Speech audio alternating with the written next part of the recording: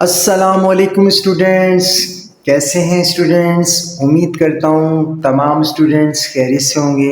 जी students, आज हम पढ़ेंगे एक्सरसाइज नंबर 19.1 क्लास 10th की mathematic, question number 9th and 10th। जी बच्चों, जल्दी से मूव करने से पहले अगर आपने हमारे चैनल को सब्सक्राइब नहीं किया तो सब्सक्राइब कीजिए और बेल के आइकन को हिट कीजिए। यस स्टूडेंट्स, देखो बच्चों, दो मैट्रिक्स गिवन है, बीच में प्लस है, ऐसा ही है। और राइट साइड में भी एक मैट्रिक्स है हमारे पास, कहता है कि A B C and D matrix निकालना है स्टूडेंट। सिंपल मेथड है स्टूडेंट्स, इन दो मैट्रिक्स को हम कैलकुलेट करके सिंप्लीफाई करके एक मैट्रिक्स बनाएंगे। देखें बच्चों, सबसे पहले देखो स्टूडेंट्स, अगर मैं देखो आपने ये पहले भी सीखा एडिशन में और सब्ट्रैक्शन में, सबसे पहले जो होता है कि ऑर्डर फॉर्म सेम होनी चाहिए, दो रो दो कॉलम, दो रो दो कॉलम, सही है स्टूडेंट्स। अब मैं इसको प्लस करूंगा तो पहले एलिमेंट को पहले एलिमेंट में प्लस होगा, ऐसे ही है ना। अब ये वेरिएबल है, वो नंबर है, तो कैसे होगा? तो हम लिखेंगे a+3। क्लियर है? इसी तरह b में जब हम -1 को +1 करेंगे तो b -1 हो जाएगा। सही है स्टूडेंट्स, क्योंकि वेरिएबल में क्या प्लस करें, a+3, सही है, b -1, सही है स्टूडेंट्स। इसी तरह बच्चों c के साथ c+1, सही है, थर्ड एलिमेंट है हमारा c और यहां का थर्ड 1 है।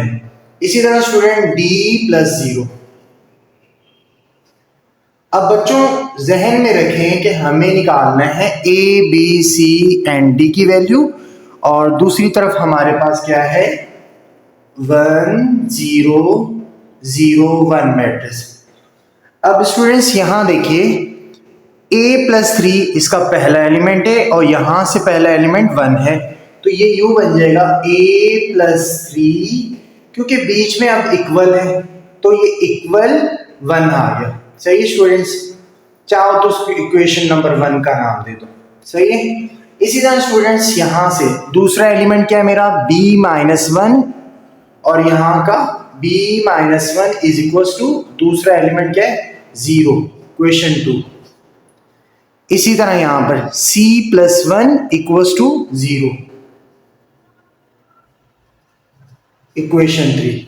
इसी तरह स्टूडेंट्स d+0 इक्वल टू 1। ये स्टूडेंट्स हमारी 4 इक्वेशंस होगी।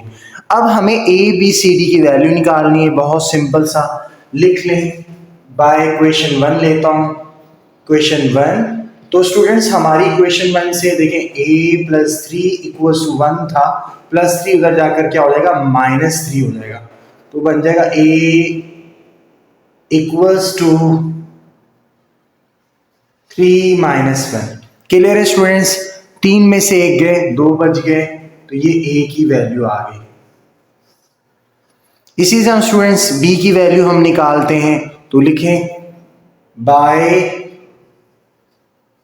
इक्वेशन 2, तो स्टूडेंट्स क्या हो जाएगा, b-1 इक्वल टू 0 है, तो b-1 उधर जाके क्या हो जाएगा, +1 हो जाएगा।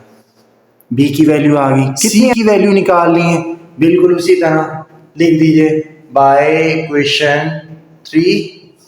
तीसरी इक्वेशन ले लें, क्या है, c+1 इक्वल टू 0, तो लिख दें c+1 इक्वल टू 0, +1 उधर जाकर क्या हो जाएगा, -1 हो जाएगा, तो ये c की वैल्यू आ गई। क्लियर है? d की वैल्यू निकालें स्टूडेंट्स, d ऑलरेडी d में +0 करें तो d ही आ जाएगा, तो लिख दें बाय इक्वेशन 4, तो स्टूडेंट्स क्या हो जाएगा, d इक्वल टू 1।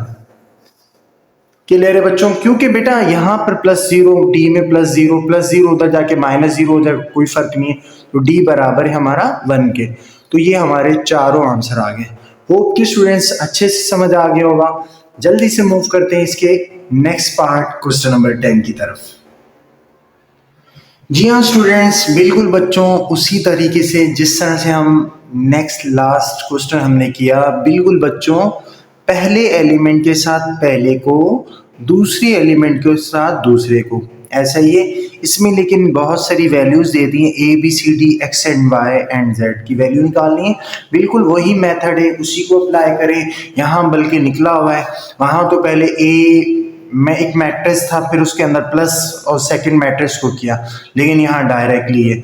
तो पहला एलिमेंट क्या है, एक्स, मतलब ये हुआ स्टूडेंट्स एक्स पहला एलिमेंट है, इक्वल क्या है इसका पहला एलिमेंट 3, तो ये हमारा आ गया 3, सिंपल। इसी तरह स्टूडेंट सेकंड एलिमेंट क्या है, -1 और यहां से a, तो ये ले -1 equals to a, second element clear है। अच्छा थर्ड एलिमेंट y है, तो ये आ गया y इक्वल्स टू, यहां पर थर्ड एलिमेंट क्या है x, तो ये आ गया x, समझ आती है। अच्छा इसी तरह फोर्थ एलिमेंट क्या हमारा 2 है और यहां से b है, ये आ गया b। अच्छा इसी तरह फिफ्थ एलिमेंट क्या है 0 और वहां से क्या है 0। ये मैं सब ऐसे करके बता रहा हूं स्टूडेंट्स, वैसे है कि हमें इसकी जरूरत नहीं है 0 इसको 0 की, हमें सिर्फ a b c d x y z निकालना है। तो आप इस तरह से डायरेक्ट भी कर सकते हैं, सही है बच्चों। अब 3 बराबर है किसके, c के, तो ये आ गया 3 इक्वल्स टू c, सही है। अब यहां देखिए यहां पर क्या है z, z किसके 2 के, z बराबर है हमारा 2 के, सही है। इसी तरह 3 equals to 3 is equals to 3। इसी तरह स्टूडेंट्स ये क्या है हमारा 2 बराबर है किसके d के, तो ये आ गया 2 बराबर है हमारा d के, सही है स्टूडेंट्स, क्लियर है।